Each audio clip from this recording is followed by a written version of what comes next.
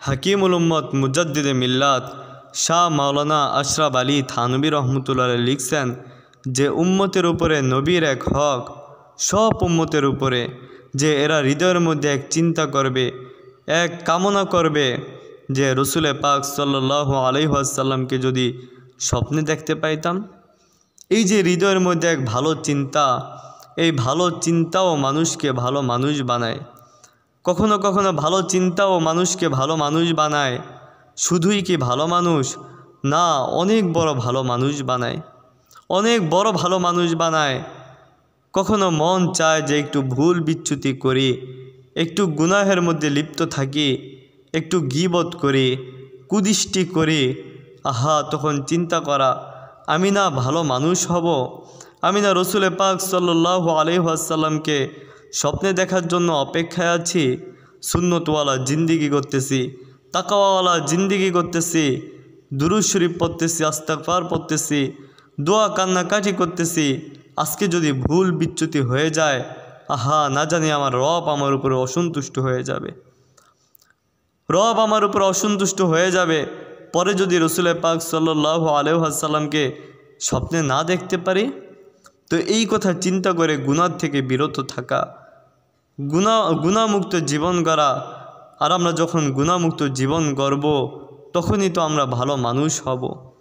আমার ভাইরা শোনেন, যদি ভালো মানুষ না হয়ে কবরে যাই, তাহলে কবরও আমাদের জন্য ভালো হবে না। ওই দিন আমাদের জন্য ভালো হবে না, যেই দিনে আমাদের আপন বলতে কেউ থাকবে না। তোমার সন্তান তোমাকে বাবার পরিচয় দিবে না, বাবা সন্তানকে সন্তানের পরিচয় দিবে না। আহা, ওই মুসিবতের দিন তোমার জন্য ভালো হবে না যদি তুমি ভালো মানুষ হইয়া কবরে না যাও। আহা, ওই দিন তো এমন হবে, ইব্রাহিম আলাইহিস সালাম আব্বা জান তার সন্তান ইসমাইল আলাইহিস সালামকে দেখবে, এই যে ইসমাইল, কিন্তু ইসমাইলের পরিচয় দিবে না।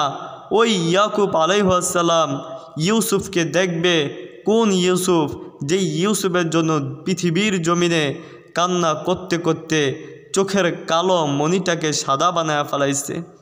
ওই দিন ইয়াকুব আর ইউসুফের জন্য কান্না করবে না।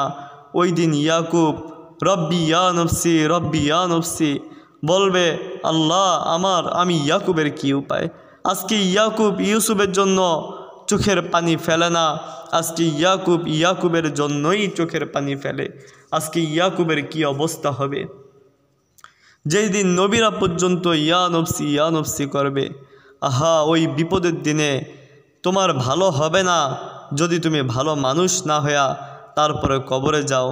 এজন্য প্রিয় বন্ধু, আর দেরি না, এখন থেকে, এই মুহূর্ত থেকেই আমরা এক সিদ্ধান্তের উপরে অটল থাকি যে আমরা সবাই ভালো মানুষ হব, আমরা সবাই ভালো মানুষ হব। আর ভালো মানুষ সে যে গুনাহমুক্ত জীবন গড়ে, যে তার রবকে অসন্তুষ্ট করে না, যে আল্লাহকে নারাজ করে না। এই মানুষটাই হচ্ছে পৃথিবীতে সবচেয়ে বড় ভালো মানুষ।